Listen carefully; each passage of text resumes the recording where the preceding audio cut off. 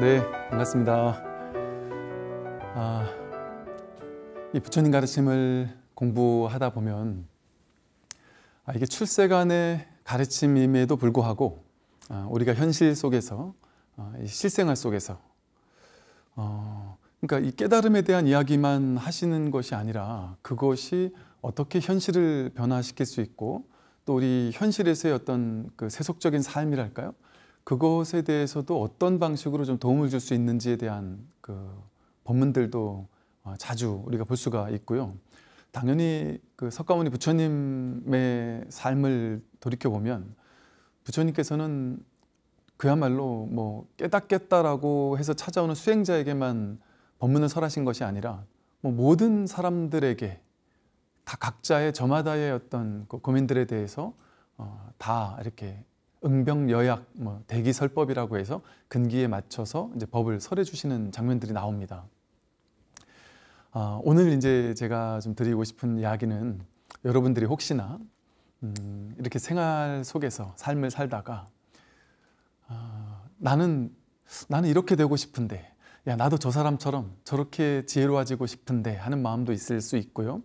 또는 뭐 세속적으로라도 나도 저 사람처럼 좀 부자가 되고 싶다거나 나도 저 사람들처럼 우리 아이들이 저렇게 꾸밈없이 참 행복하게 건강하게 뭐 이렇게 공부도 잘하고 지혜롭게 이렇게 살았으면 좋겠다 하는 부러움을 가진 분들도 계실 수 있고요. 또 어떤 분들은 나도 부처님처럼 깨닫고 싶다 또 이런 마음을 가지고 계신 분도 계실 것이고 우리가 어쩔 수 없이 이렇게 현실을 살다 보니까 남들과 연기적으로 어울려 살지 않을 수가 없습니다. 그러다 보니까 당연히 우리 이제 분별하는 이 중생심으로서는 남들이 쉽게 말해 좀 잘 나가고 잘 되고 막 이럴 때 그것과 나를 좀 비교하는 마음이 들지 않기가 쉽지가 않단 말이죠.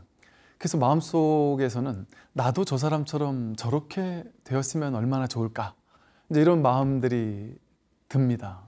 내가 남들의 정말 부러운 점들이 내 인생에도 등장할 수 있는 그런 아주 놀라운 그러나 너무나도 쉬운 그러나 이 가르침이 불교의 깨달음 그 불이법이라는 그 부처님 가르침의 핵심과 완전히 맞닿아 있는 실천 수행 방법이 하나가 있습니다. 그게 이제 수희 찬탄이라는 것인데요.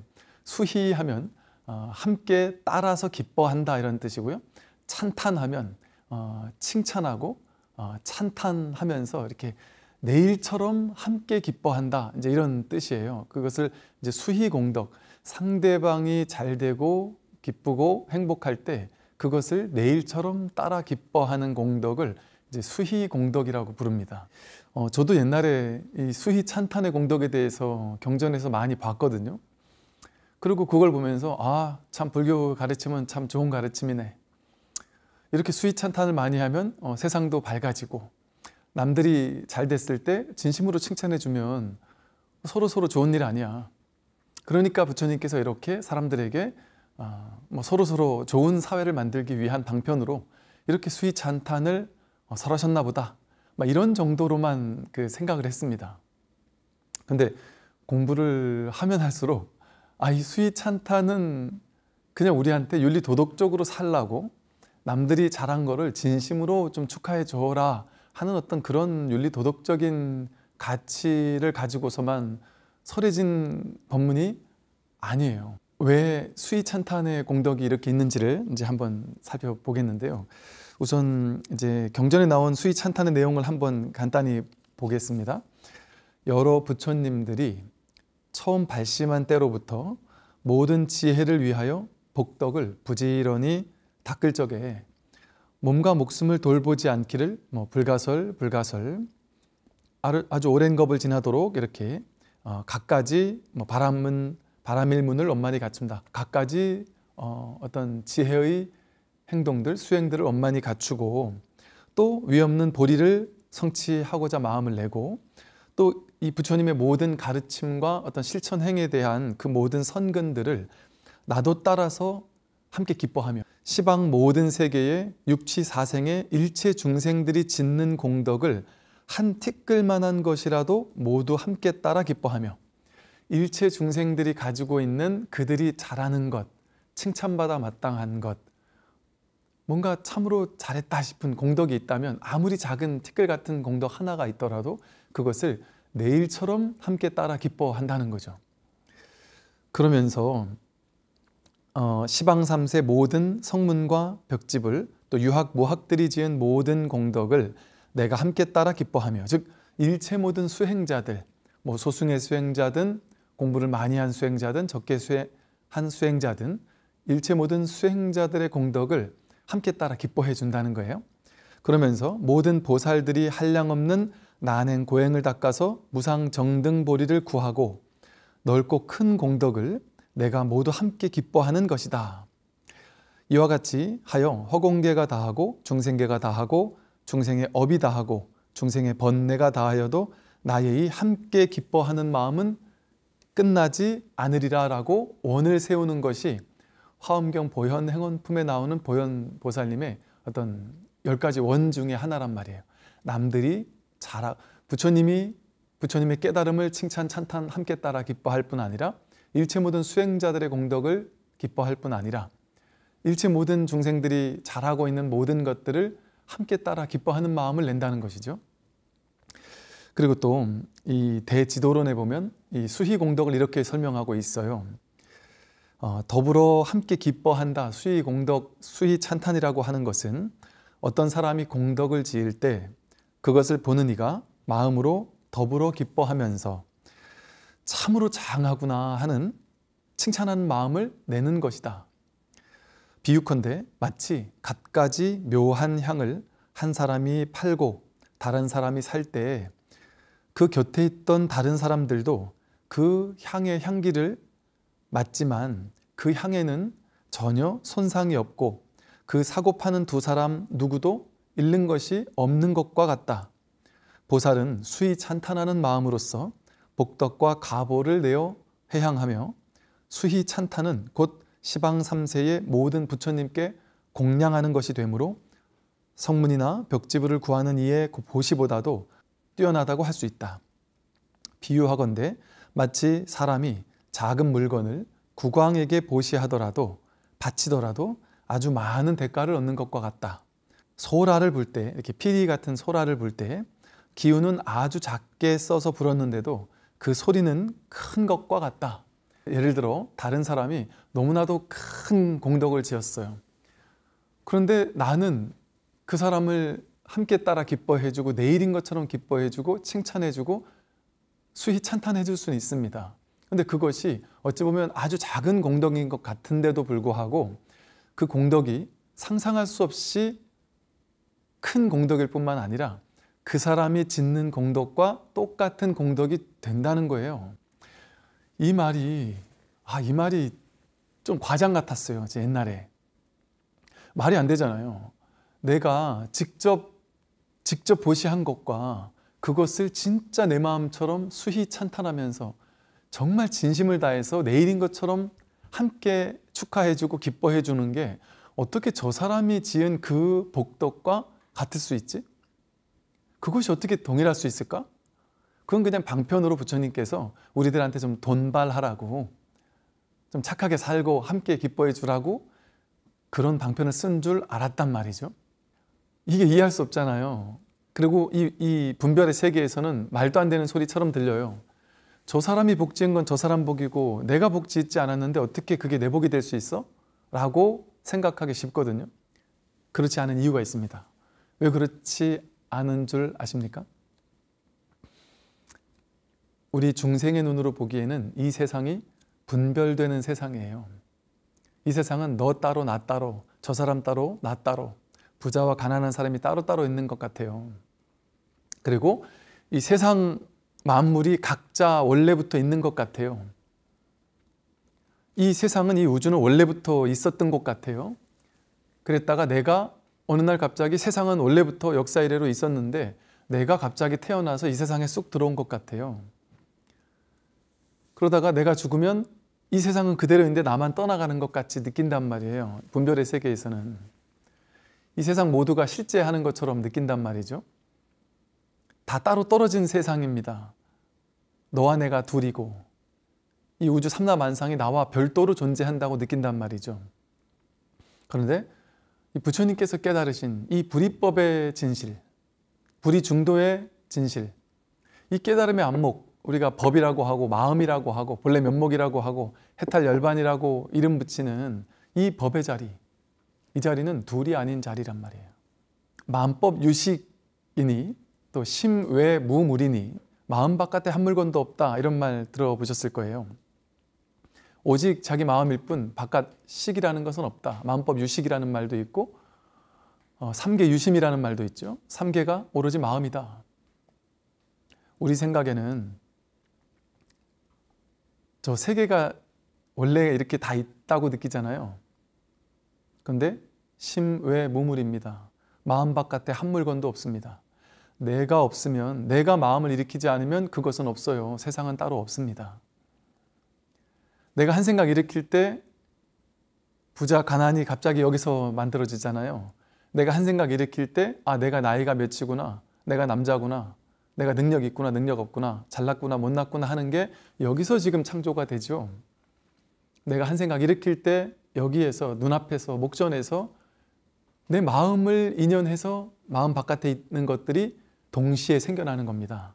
동시생, 동시멸, 인연생, 인연멸로 인연 따라 여기에서 지금 생겨나는 거예요. 본래 있었던 것이 아니라 자기 마음에서 생겨난다. 이것이 있으므로 저것이 있고 저것이 있으므로 이것이 있다라는 연기법은요, 이것과 저것은 둘로 나뉠 수 없는 하나라는 것을 의미합니다. 내가 없으면 세계가 없잖아요. 내가 기절해 있다, 깊은 꿈도 꾸지 않는 깊은 잠 속에 빠져 있다 했을 때 그때 세계가 있을까요? 우주가 있을까요? 실제로 병원에서 너무 큰 충격을 받아서 정신적으로 막 공황이 오고 너무 충격을 받아서 이걸 버티지 못할 정도가 될 때 임시 방편으로 잠을 깊이 잘 수 있도록 약을 투여해서 그냥 아예 며칠 확 자도록 하기도 한답니다. 근데 그게 실제 효과가 있다는 것이죠. 당연히 효과가 있을 거예요. 왜 그럴까요? 지금 내가 이 생각 분별을 감당하지 못할 만큼의 분별의 괴로움이 나를 집어삼킬 때, 그때 잠에 떨어져 버리면 생각을 일으키지 못해요. 그러면 그때도 그 괴로움이 있을까요? 그 괴로움 없습니다. 그 순간에는. 제가 시달림을 하느라고 장례식장을 많이 가지 않겠어요? 장례식장에 이렇게 가면 많은 이제 분들이 부모님의 돌아가신 거를 눈물 흘리면서 이렇게 지키고 있잖아요. 그럼 그분들이, 친구들이 막 문상을 온단 말이죠. 그럼 친구들과 술도 한잔하고 이런저런 얘기 나누다 보면 친구들과 막 얘기 나누다가 상복을 입고서 하하하 하고 웃기도 해요. 그게 문제인가요? 당연히 인연 따라 웃기도 하죠. 내가 지금은 부모님이 돌아가셨다라는 그거에 마음을 보낸 것이 아니라 이 친구와 대화하고 있는 이것이 지금 내 인생인 거예요. 여기에 내가 마음을 보내기 때문에 나에겐 지금 이 마음이 연기되어서 일어난 거거든요. 그러면 당연히 인연 따라 웃을 수 있죠. 그러다가 다시 누가 와서 문상을 다시 들어가면 또 웁니다. 당연한 거예요. 우리가 마음을 보내는 것이 여기서 있다라는 현상으로 창조가 되거든요. 제가 전에 12연기 설명한 것처럼 12연기에서 유생노사라는 것, 뭔가 있는 것처럼 느껴지는 모든 것들, 그리고 생겨난다라고 느껴지는 모든 것들, 그래서 늙고 병들고 죽는다라고 여겨지는 모든 것들은 실제 그렇게 실질적으로 존재하는 것이 아니라 여기에서, 눈앞에서, 목전에서 내가 존재화 시킨 겁니다. 지금 여기에서. 이 세상 우주를, 이 우주가 언제 창조됐어요? 수십억 년 전에 창조된 게 아니란 말이에요. 누군가가 창조한 게 아니란 말이에요. 여기서 찰나생 찰나멸 한단 말이에요. 내 마음에 따라서. 마음이 일어날 때 세계도 일어납니다. 마음이 일어날 때 모든 것이 일어난단 말이에요. 즉, 이 세상은 너다 나다 할 수 있는 게 아니라 둘이 아닌 불이법입니다. 연기 즉 불이란 말이에요. 동체 대비심. 동체 한 몸이에요. 한 몸, 한 마음이에요. 이 세상이 둘로 나뉘어져 있지 않습니다. 물론 우리가 분별을 쫓아가면 이것과 저것이 둘로 나뉘지만 분별되지 않는 이 법의 자리에서 이 깨달음의 안목에서 본다면 이 세상은 어디도 둘로 나뉠 수가 없어요. 내 마음이 곧 저 마음이고 저 마음이 곧 이 마음이란 말이에요. 여러분들이 지금 이렇게 많은 분들이 제 얘기를 이렇게 듣고 계시네요. 그죠? 고개도 끄덕이면서 이렇게 듣고 계신단 말이에요. 이렇게 고개를 끄덕이면서 이렇게 듣고 계실 때 뭐가 나를 지금 이렇게 듣게 하고 뭐가 지금 이렇게 고개를 끄덕이게 하는가? 저와 여러분에게 다른 어떤 영혼이나 정신이 있어서 나라는 에고가 따로 있고 여러분 각자의 어떤 에고가 실제 어떤 여러분의 나라는 게 따로 있어서 저마다 각자 자기가 지금 이렇게 하고 있느냐? 그게 아니란 말이죠. 대기대용이라는 말이 있잖아요. 큰 어떤 하나의 이 법이라는 마음이라는 하나의 일심이라는 마음의 기관이 대용으로서 이 온 우주 삼라만상을 한바탕으로 돌려 쓰고 있단 말이에요. 그러니까 한마음, 주인공 일심이라는 말을 합니다. 이 하나의 마음이 지금 여러분 고개를 끄덕이게 하고 제 말을 듣게 하고 제가 말하게 하고 이 말을 하는 것도 이 마음 하나고 말을 듣는 것도 마음 하나가 한다. 이거는요 교리 아닙니다. 어떤 교리적인 얘기가 아니에요. 우리가 명상을 배우는 이유도 여기에 있어요. 사실은 이렇게 명상을 하다 보면요 뭐 엄청나게 깊은 명상 상태에 들어가야만 삼매를 체험해야만 그런 걸 느끼는 거 아니에요. 부처님께서 오죽했으면 내 가르침은 직접 와서 보라고 하는 것이다 이런 표현을 하셨거든요. 직접 내가 잠시 분별을 내려놓고 분별만 잠깐 내려놓고 생각, 언어, 개념 이거 잠깐 내려놓고 그냥 지금 여기에 있을 때 그냥 여기 있을 때 제가 이 소리를 일으킨다 이 소리를 낸다고 했을 때 이 소리를 들을 때 우리는 나도 모르게 분별이 일어나기 때문에 내가 저 소리를 듣는다라고 이렇게 경험하지만 그냥 명상 상태랄까요? 내가 저 소리라는 거 분별이잖아요. 나 저 소리라는 거 분별이잖아요. 내 귀가 저 소리를 듣는다도 분별이고요. 스님이 컵을 때린다, 두들긴다 이것도 다 생각이고 언어고 개념이잖아요. 그 언어 개념을 전부 다 잠시 내려놓고 진짜 여기에 어떤 일이 있는지 진짜 여기에 무슨 일이 일어나는지를 보면 나, 너, 내가 저걸 듣는다가 실제 경험되지 않습니다. 실제 경험되는 건 그냥 이것뿐이에요. 이게 통으로 하나로 경험되지 내가 저것을 듣는 것처럼 둘로 나는 주객이 둘로 나뉘듯이 경험되지 않는단 말이에요. 이건 이제 전에도 얘기를 계속 했으니까 그래서 결국에는 이 하나뿐이거든요. 하나의 법, 하나의 마음뿐입니다. 세상의 법계의 본래 실상이 그래요. 그러면 다시 돌아와서 마음 하나뿐이에요. 여러분이 실제로 내가 돈을 뭐 1억, 10억, 100억을 벌었어요. 그 번 게 실제 내가 100억을 벌었다가 경험됩니까? 실제 100억을 번다는 것은요. 이 통장에 숫자로만 있어요. 뭐 내가 100억이라는 돈을 막 집안에 뿌려놓고서 그 들어가서 들고 사는 것도 아니고 100억이 있는 사람이나 1억 있는 사람이나 똑같이 배고프면 밥 먹고 물 마시고 싶으면 물 한 모금 먹을 뿐이에요. 실제 경험되는 것이 100억이라는 것이 실제 경험됩니까? 아니, 실제로 이 세상에 있는 그 수많은 은행이 있잖아요. 세계에는. 은행에 그 많은 은행에 있는 돈을 다 합치면 어마어마한 돈이잖아요. 근데 실제로는 실제 그 돈은 허상이랍니다. 사람들은 전부 다 은행에 나는 이만큼 돈이 있어 이러니까 실제 그 돈이 있다고 여기잖아요. 그 돈이 실제 은행에 있을 것 같잖아요. 근데 실제 은행에 있는 돈은 이 세상 은행에 있는 돈을 합쳐도 한 6분의 1 정도밖에 없답니다. 6분의 5 정도는 그냥 숫자로만 존재하는 돈이라는 거예요. 허상의 돈이라는 것 자체가 허상 아닙니까? 내가 이 땅을 이만큼 사서 이 땅이 내 거야. 그거 어떻게 경험할 거예요? 지금 내가 체험할 수 있습니까? 그것을? 허상 아닙니까? 이 땅은 내 거야 라고 내가 돈 주고 사서 내 거야 라고 마음으로 내가 돈 주고 샀으니까 내 거야 라고 내가 분별할 뿐이지 그게 어떻게 내 땅으로 경험됩니까? 그건 허상의 세계잖아요. 허상의 세계. 이 아파트 내 거야 마찬가지예요. 분별의 세계, 분별의 세계에서만 있는 것처럼 착각될 뿐이에요. 실제 내가 뭐 요즘에 뭐 상담하러 오시는 분들도 보니까 당신 아파트를 팔자마자 한 달 만에 3억이 올라가지고 억울해 죽겠다 이런 얘기를 하는 분도 계시더구만요. 그게 억울하잖아요. 억울하고 화가 나잖아요. 나만 뒤처지는 것 같잖아요. 생각입니다. 생각. 이게 부자다 가난하다라는 것 자체가 다 생각이에요. 그래서 내가 이 많은 돈을 벌어서 나는 이 많은 돈을 보시했어. 내가 그 돈을 보시했어 했을 때 실제로 예를 들어 통장에서요. 내가 50억을 보시했다.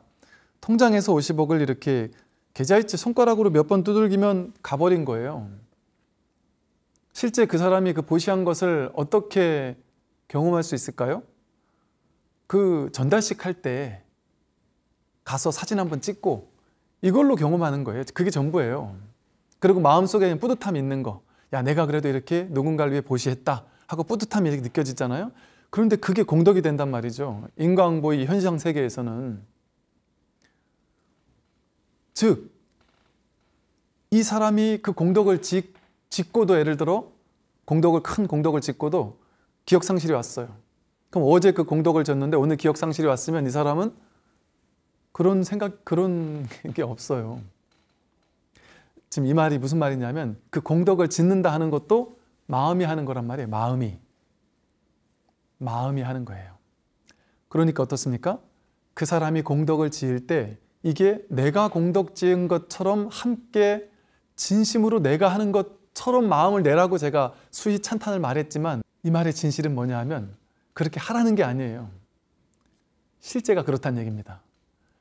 그들이 공덕을 지을 때 내 마음속에 지혜의 마음이 있고 이 불이법이라는 지혜의 깨달음이 있다면 그가 공덕을 지었을 때 내가 공덕 지은 것과 똑같은 동일한 기쁨이죠.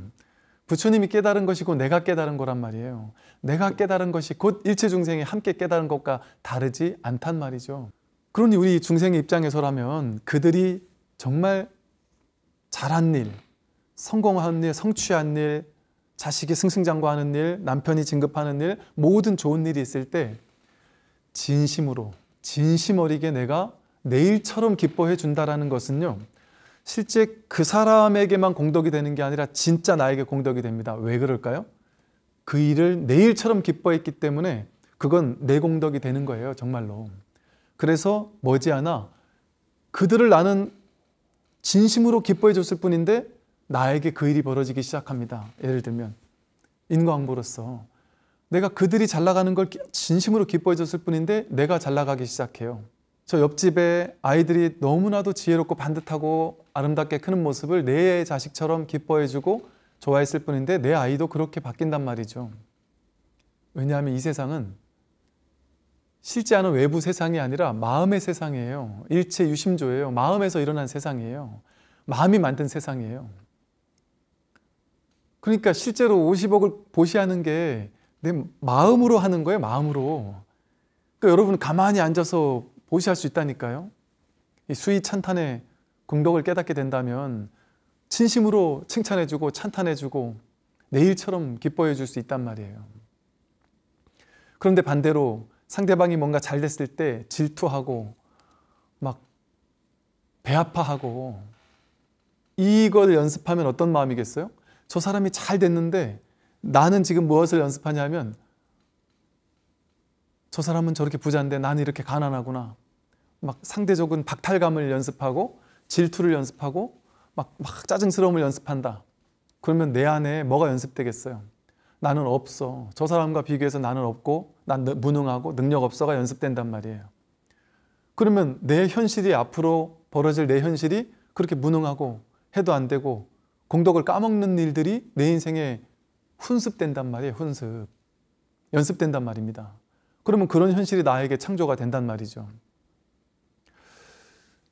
이것이 바로 마음 공부예요. 마음 공부. 실제 돈 열심히 벌어가지고 그 돈 가지고 보시해야만 보시가 아니란 말이에요. 마음 공부에서는. 그것을 진심으로 내 일처럼 기뻐하는 것을 통해서 그것과 동일한 공덕을 얻을 수 있단 말입니다. 얼마나 놀라운 마음의 세계입니까? 마음 공부의 세계입니까? 그러니까 이 사실을 모를 때 어리석은 사람들은 남들을 시기하고 질투하고 배아파하는 거죠. 그러면 이제 조금 이제 연습을 하더라도, 내가 불이법을 확실히 증득하지 못했다 하더라도 둘이 아닌 마음으로 진심을 다해서 내가 칭찬해주고, 내 일처럼 진심으로 칭찬해주고 찬탄해주고 함께 기뻐해주는 것을 해야 되겠죠, 그죠? 우리가 이제 지혜로운 찬탄을 모르니까 자기식대로의 에고와 아상의 찬탄을 해요. 그래가지고 오히려 이를 그르치는 일이 있어요. 나는 칭찬했는데 왜 나한테 이런 공덕이 안 오죠? 이러는 사람들이 있어요. 지혜가 없이 칭찬했을 때 그렇습니다. 화엄경에서 부처님께서는 칭찬열애원 이런 표현을 썼어요. 칭찬열애. 즉 어떤 것이 진짜 칭찬이냐, 어떤 것이 지혜로운 칭찬이냐, 열애를 칭찬하는 것이 진짜다 이 소리예요. 즉 여러분들이 부처님을 칭찬해야 되는구나 그 소리가 아니고, 내가 칭찬해주는, 찬탄해주는 그 사람이 중생이지만 저 사람이 잘했으니까 내가 칭찬해줘야지, 그렇게 칭찬하는 게 아니란 말이에요. 즉 그 사람이 행위한 행위의 결과를 가지고 칭찬하는 것이 아니라 존재 자체를 칭찬해주는 것, 찬탄해주는 것, 그게 진짜 칭찬이고 찬탄이란 말이에요. 왜? 존재 자체가 본래 본연삼매고 본래 부처니까. 모든 사람들이 지금 이대로 본래 부처란 말이에요. 본래 부처. 그러니까 잘했을 때만 칭찬해주는 건 작은 찬탄이죠. 방편으로 좋은 찬탄이긴 하지만 진짜 찬탄은 그냥 존재 자체로서 완전성을 긍정해주는 칭찬이고 찬탄이에요. 예를 들어 아이들이 뭐 잘했잖아요. 성적 조금 좋게 받아왔을 때 와, 너 대단하다 대단하다, 이야, 너무 잘했다, 정말 잘했다고 하면서 그 결과, 성적 좋게 나온 결과를 막 칭찬해주는 것은 가만히 보면 부모님들이 아이를 조금 조정 통제하기 위한 목적으로 칭찬하는 것이기 쉬워요. 왜냐하면 잘했다 잘했다 막 하는 거는 잘했으니까 다음에도 이렇게 잘해라, 은연 중에 그런 얘기를 하는 것일 수도 있단 말이죠. 그러면 아이들은 이런다 그래요. 그림을 그렸는데 문제를 풀었는데 그 아이한테 너무 과도하게 결과에 대해 칭찬을 해줬어요. 그러면 그 아이는 그 결과를 칭찬해 줬다 보니까 다음에 도전을 안 한답니다. 어려운 문제를 안 푼답니다. 쉬운 문제만 자꾸 풀려고 한다는 거예요. 왜 그런가 했더니 칭찬받았잖아요. 그럼 내가 어려운 문제 도전해서 못 풀면 칭찬 못 받을 거 아니에요. 그럼 자꾸 쉬운 문제만 도전을 한대요. 쉬운 문제는 자꾸 푸니까 자꾸 칭찬받을 수 있으니까. 그런데 반대로 그냥 존재 자체를 칭찬해 줄 때는, 그리고 또 성취 자체를, 그냥 열심히 하는 것 자체를, 과정 자체를 칭찬해 줄 때는 무엇이든 도전한단 말이죠. 도전하는 그 정신을 칭찬해 준단 말이죠. 그랬을 때는 더 어려운 것도 도전하고 풀고 하게 되더라는 것이죠. 또 과도하게 칭찬을 하면 아이들이 막 찜찜해 한다는 거예요. 막 과도하게 칭찬을 해주면 칭찬해주고 나서 뭐 문제를 이렇게 풀어봐라 하고 답지를 놔두고 밖에 나가면 칭찬을 과도하게 받은 사람은 대부분 컨닝을 한답니다. 또 칭찬받기 위해서. 근데 그렇게 과도한 칭찬을 안 하게 되면, 결과에 대한 칭찬을 안 하게 되면 그 누구도 컨닝을 하지 않는데요. 아이가 이렇게 그림을 그렸어요. 그림을 그렸을 때 야, 정말 잘 그렸다, 야, 너 피카소인 줄 알았다, 이런 식의 칭찬을 해주면 아이는 잘 그렸다라는 칭찬을 받기 때문에 또 잘 그렸다는 말을 듣고 싶어서 그 다음에 그림을 안 그린답니다. 그 다음에 잘 그리는 보장이 없잖아요. 이거를 이 부모님이 잘 그렸다고 칭찬해 줄지 안 줄지 모르잖아요. 그러니까 도전 안 한답니다. 그런데 존재 자체를 칭찬해 줄 때는 그냥 있는 그대로를 비추어 주는 것, 그게 진짜 칭찬입니다. 관심 가져주는 것, 내 일처럼 기뻐해 주면서 그냥 그 행위 자체를 기뻐해 주는 것. 그러니까 아이가 그림 그릴 때 그냥 그 그림 그리는 그 자체를 찬탄해 주는 거예요. 그러니까 잘해서 잘 그려서 찬탄해 주는 것이 아니라 그냥 그리는 행위 자체를 찬탄해 주는 거예요. 이게 뭐가 다르냐 하면 잘했을 때 찬탄해 주는 것은요, 나는 너를 평가하는 입장에 있어. 나는 우월하고 너는 열등해. 넌 어린아이잖아. 너는 부처가 아니야. 그래서 그런 사람이 칭찬할 때는 칭찬도 잘 안 하지만 칭찬할 때 너 이건 잘못됐어. 이건 이렇게 해야 돼. 저렇게 해야 돼. 이건 이렇게 하면 안 돼. 이거 이렇게 그리면 안 돼. 다르게 그려야 돼. 이런 식으로 가르치려고 하는데 정말 지혜롭게 칭찬을 하게 되면 가르치지 않아요. 있는 그대로 그 아이가 하는 것을 있는 그대로 아, 저 아이라는 부처는 어떤 그림을 그리고 있지? 어떤 것을 표현하고 있지? 어떻게 자기 부처를 드러내고 있지? 그걸 그대로 반영해 주는 것이죠. 아, 그림 그리는구나. 아, 그것을 파란색으로 그렸구나. 아, 그걸 이렇게 또 그렸구나. 그 있는 그대로를 비춰주고 또 하나 이건 이렇게 그리면 안 돼라고 지적해 주는 것이 아니라 답을 내려주는 것이 아니라 질문을 한다는 거예요. 이게 중요한 점입니다. 답을 주는 것은 나는 우월하고 너는 열등해라는 소리잖아요. 근데 질문을 하는 것은 너라는 부처님은 왜 이렇게 했구나. 너라는 부처님이 왜 이렇게 했을까? 그게 나는 궁금하다. 놀랍다. 나와 다르구나. 나와 다른 그 부처님으로서의 독자적인 독자성을 그냥 존중해 주는 거예요. 그래서 그 아이에게 신기한 눈빛으로 그냥 질문을 던져주는 거예요. 질문에 답이 따로 없는 그냥 질문 그 자체로서, 그리고 그 아이가 답하는 질문에 답하는 것에 대해서 있는 그대로 들어주고 경청해 주는 것이죠. 그랬을 때 그 아이는 자꾸 무언가를 도전하고 싶어 한답니다. 그냥 이 하는 거 행위 자체로서 누군가 나에게 이렇게 놀라운 관심을 가져주고 그냥 있는 그대로 함께 따라 기뻐해 주니까, 수히 찬탄해 주니까 내가 이렇게 존재하는 것만으로도, 내가 나를 발산하는 것만으로도 기뻐해 주는 부모님 옆에서 자란 아이들은 얼마나 지혜로울 수 있을까요? 얼마나 자기를 완전히 발산하고 살까요? 그런 아이들에게 놀라운 창의력과 뭔가 그 창조력, 이런 것들이 무한히 생성되더라는 것이죠. 그 실제 젊은 친구들이 놀라운 창의력, 창조성을, 영감 같은 것들이 막 번뜩이는 젊은 친구들은 보면 부모님들이 키울 때 내가 답을 주지 않았다 그래요. 그냥 있는 그대로의 존재 자체를 사랑해주고 충분히 찬탄해주고 존중해 주었다는 것이죠. 이처럼 그냥 무작정 그 결과를 찬탄하거나 이러는 것이 아니라 그냥 있는 그대로의 존재 자체, 그건 힘들고 어렵지도 않잖아요. 막 억지로 찬탄하는 것도 아니에요. 그냥 존재 자체를 찬탄하는 거니까 있는 그대로를 그대로 비춰주는, 그냥 그것을 그 존재 자체로서 기뻐해 주는 것이거든요. 그게 왜 가능할까요? 우리 모두는 저마다 완전한 부처이기 때문에 그래요. 하나의 부처가, 한 마음이, 하나의 부처가 우리 모두로서 발현되고 있는 거예요. 현현되고 있는 거예요. 유치원생들은 나보다 뭘 모를 거야. 넌 아직 초등학생이니까 엄마보다 모를 거야. 정말 그런가요? 여러분이 엄마이고 아빠이잖아요. 여러분 아이들을 키우면서 정말 그런가요? 놀라운 점들을 발견하지 않나요? 그 아이들 속에서 정말 놀라운 것을 발견하지 않습니까? 나보다 정말 더 낫구나. 어떻게 저런 생각을 할 수 있지?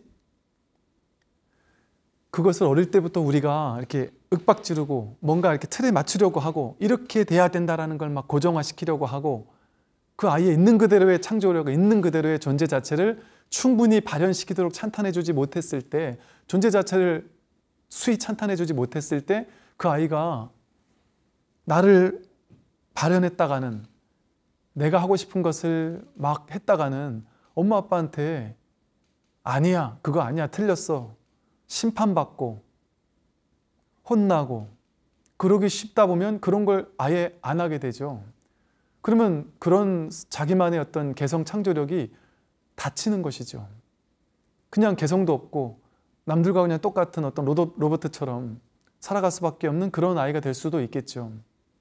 저마다 자기의 개성을 꽃피울 수 있고 그것을 충분히 옆에서 지켜봐주고 거울처럼 이렇게 비추어주고, 즉 과도하게 판단 분별하지 않고, 물론 그러더라도 판단함이 없이 판단해서 정말 아니다 싶을 때는 당연히 혼도 내고 해야죠. 그러나 늘 판단의 어떤 관점을 가지고 바라보는 것은 중생의 분별의 관점입니다. 본연의 지혜로서 바라보게 된다면 이 아이라는 놀라운 부처가 살아가고 있는 그 모습이 너무 놀랍지 않습니까? 너무 놀랍지 않나요? 그 아이들이 무엇이든 그 아이들에게 한번 선택권을 주어보세요. 주어보세요. 선택할 수 있는 지점을 여러 가지를 열린 가능성을 주고, 엄마는, 아빠는 너를 믿는다. 너의 선택을 따르겠다. 이러이러한 선택지가 있는 것 같다. 너가 좋아하면 엄마도 좋다. 하고 진심으로 한번 해보셨느냐 말이죠. 그렇게 되었을 때 아이들이 이제 살아나기 시작합니다. 그 아이들의 진정한 생명력이랄까요? 그 사람의 진짜 생명력, 살아있음, 그것이 발현되기 시작해요. 돈발하기 시작합니다. 진짜 자기가 깨어나기 시작해요. 자기다움이 표현되기 시작합니다. 그리고 옆에서 누군가가, 지혜로운 누군가가 그 아이를 있는 그대로 비추어 줄 때, 거울처럼 비추어 줄 때, 그래서 뭐 심리 상담에서도 이렇게 비춰주라고 그러잖아요. 공감해 주라 이런 얘기를 하잖아요. 공감해 주고 경청해 주라는 말을 하잖아요. 판단하지 마라. 그게 불교에서 말하는 지관이라는 수행이거든요. 판단을 멈추고 있는 그대로 보아줘라. 있는 그대로 비추어 주어라. 그게 우리의 본래 성품이거든요. 판단하지 않고 바라보는 것, 그게 진짜 본래 성품이에요. 그러니까 우리가 본래 성품에 입각해서 아이를 키운다면, 부처에 입각해서 키우는 것이 뭐겠습니까? 있는 그대로를 비추어주고, 있는 그대로의 존재 자체가 살아가고 있는 생생한 삶의, 톡톡 튀는 그 삶의 모습들을 그냥 그대로 비추어주고, 그대로 허용해주고, 그대로 수용해주면서 눈부신 생소한 눈빛으로 막 진정한 관심을 보여주는 거예요. 여러분이 그런 부모님이 나한테 있었다고 생각해 보세요. 부모님이 매 순간 놀라운 눈빛으로 나를 판단하지 않고 나의 하나하나 존재 자체를 진심으로 내 일처럼 기뻐해주고 찬탄해 준다면 얼마나 기쁘겠습니까? 저도 제가 어릴 때 장남이었다 보니까 부모님들이 그 장남에게 바라는 이런 게 있을 수 있잖아요. 그런 거에 좀 부응해야 되겠다라는 생각 때문에, 야, 내가 어떻게 하면 좀 더 이렇게 좀 칭찬을 받을 수 있을까? 뭐 이런 마음을 가지고 살았던 것 같아요.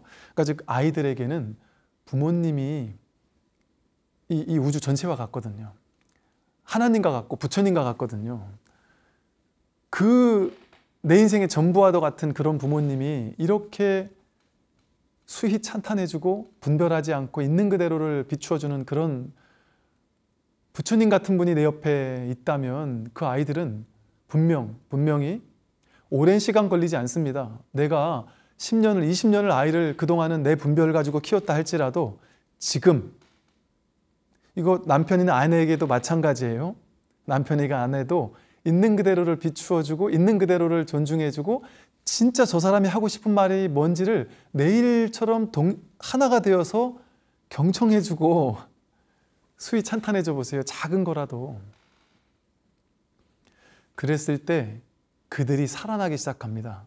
그들의 존재성, 그 있음이 깨어나기 시작해요. 살아있음. 그 세상에 우리의 본래적인 성품은요, 존재, 진짜 성품은요, 욕심, 집착 이런 게 아니에요. 있는 그대로의 있음이에요. 있음.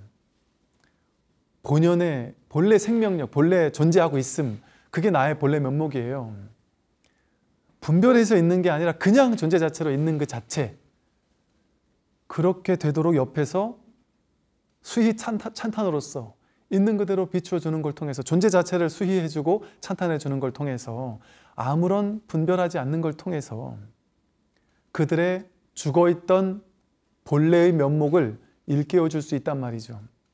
그들이 진정으로 살아날 수 있도록 중생으로 분별하면서 죽어가는 것이 아니라 무분별지로서 살아날 수 있도록 분별하지 않는 게 살아있는 거고요. 분별하는 게 죽어있는 거예요.